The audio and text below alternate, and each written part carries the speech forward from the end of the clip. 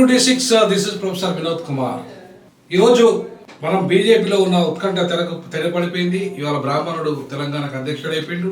ఆయన ఒక సవాలు విసిరాడు. మీకు దమ్ముంటే ట్రోల్ చేయడం కాదు, మీ మీద క్రిమినల్ కేసులు పెడతా.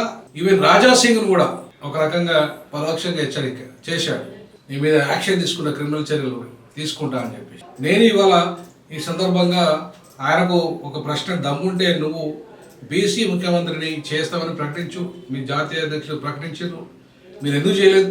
కనీసము ప్రతిపక్ష నాయకులు ఎందుకు చేయలేదు? మీరెందుకు అసెంబ్లీలో ప్రతిపక్ష నాయకుని బీసీని మార్చలేదు? ఇప్పుడు నీకు బ్రాహ్మణునికి ఓసీకి నీకు అధ్యక్ష పదవి ఇచ్చినప్పుడు కనీసం బీసీని అక్కడ మార్చి బీసీకి ఇవ్వండి, సిఆర్పీ లీడర్ని చేయండి, అదే రాజాసింగ్ చేయండి, ఆయన అలిగి ఉన్నాడు. ఇప్పుడు ఒక ప్రతిపక్ష నాయకుడు చేయండి, కనీసం అలిగి ఉన్నాడు కాబట్టి ఆ ప్రతిపక్ష నాయకుడు అవుతాడు అక్కడ. అదే పాయల్ శంకర్ చేయండి, ఒక బీసీ నాయకుడు అక్కడ ఉన్నాడు, పాయల్ శంకర్ చేయండి. ఎందుకు ఉండాలి? రెడ్డి కేంద్ర మంత్రి రెడ్డి ఉంటాడు, ఇవాళ ఓసీ మొన్నటిదాకా రెడ్డి అధ్యక్షుడు ఉంటాడు, కేంద్ర మంత్రి ఉంటాడు, మళ్ళీ ఓసీ ప్రెసిడెంట్ అవుతాడు. అంటే మీది బ్రాహ్మణ పార్టీ, ఓసీల పార్టీనా మీది? బీసీ ఎస్టీల పార్టీ కాదా మీది? మరి అయితే మీరు ఎందుకు చేయట్లేదు? ఎందుకు కూడా పాపం ఈ ఈటల రాజేందర్కి వస్తుందని ఒక 2 సంవత్సరాల నుంచి ఈటల రాజేందర్ని పాపం ఎటుగానో చేసి ఇవాళ మొత్తం తీసుకొచ్చి రామచంద్రరావు పెట్టిండు. మరి బీసీని ముఖ్యమంత్రి చేస్తాన్న అంశాన్ని మరి మీరు కట్టుబడి ఉండరో లేదో తెలియదు, కానీ అసలు మీకు తెలంగాణ గవర్నమెంట్ రావడం ఇష్టం లేనట్టుగా ఉంది. మీరు తెలంగాణలో గవర్నమెంట్ రావాలనుకుంటే ఖచ్చితంగా మీకు ఇవాళ బీఆర్ఎస్ను దెబ్బకొట్టే ప్రయత్నం చేయాల్సి ఉండే, ఒక బలమైన లీడర్ని పెట్టాల్సి ఉండే. మీరు కిషన్ రెడ్డి బీఆర్ఎస్ కమ్ముడు పోయే వ్యక్తి అని అందరికి ప్రచారం ఉంది, ఇటు రామచంద్రరావు బీఆర్ఎస్తో సఖ్యతగా ఉంటాడనే ప్రచారం ఉంది.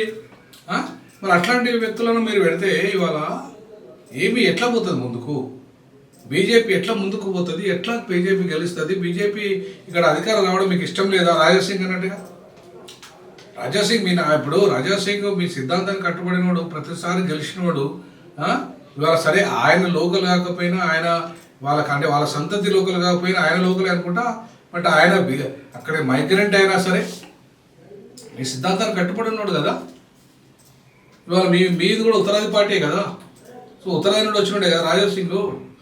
రాజాసింగ్ ఎందుకు ప్రమోట్ చేయలేదు మీరు? కనీసం ప్రతిపక్ష నాయకుని అసెంబ్లీలో చేస్తే పాపం రాజాసింగ్ ఉంటాడు కదా మీ దాంట్లో. ఎందుకు దాని గురించి మీరు ఆలోచన చేయడం లేదు? సో కాబట్టి ఇవాళ బీజేపీకి దమ్ముంటే బీసీని ముఖ్యమంత్రిగా చేయండి, లేదంటే కనీసం ప్రతిపక్ష నాయకుని ఇమీడియట్గా మార్చండి. మార్చి బీసీకి ఇస్తే అప్పుడు మీ చిత్తశుద్ధి ఏందో నిరూపణ జరుగుతుంది. అరే బీసీల పట్ల నిజంగానే ప్రేమ ఉన్నదనిపిస్తుంది.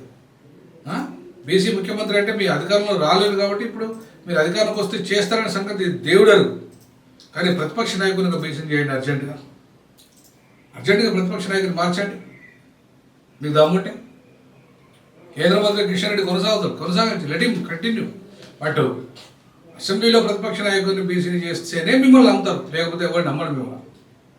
సో కాబట్టి నిజంగా మీకు దమ్ముంటే ఆ పని చేయండి.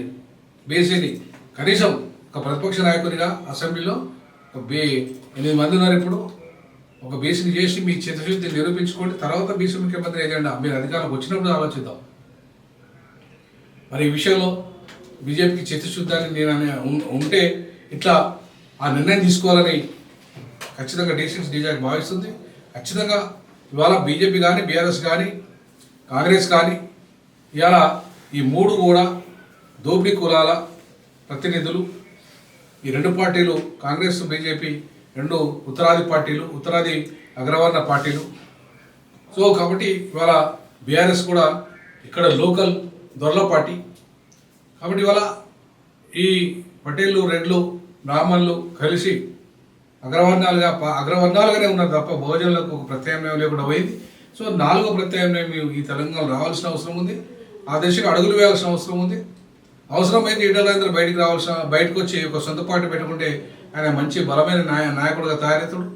రాజాసింగ్ లాంటి వాడు బయటికి రావాలి. అట్లాగే మిగతా వాళ్ళు ఎవరైతే ఉన్నారో వాళ్ళ ప్రత్యామ్నాయం కోరుకునే వాళ్ళు, బహుజనులను, బీసీ, ఎస్సీ, ఎస్టీల ప్రత్యామ్నాయం కోరుకునే వాళ్ళంతా కూడా బయటకు వచ్చి 4వ ప్రత్యామ్నాయం దిశగా ఆలోచన చేయాలి.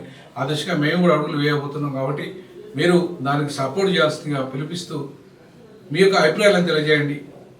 మీరు బీజేపీకి బీసీ ప్రతిపక్ష నేతగా అసెంబ్లీలో బీసీని పెడతారా లేదా? ఆ దమ్ము మీకుందా లేదా? ఈ క్వశ్చన్ ఛాలెంజ్ విసురుతున్నా. స్వీకరించండి. బీజేపీ వాళ్ళ చిత్తశుద్ధి ఉంటే నా ఛాలెంజ్ స్వీకరించండి. ఇమీడియట్లీ బీసీని మార్చాలని నేను డిమాండ్ చేస్తా ఉన్నాను. జై భీమ్, జై పులే, జై పెరియార్. మీ అభిప్రాయం కూడా తెలియజేయండి.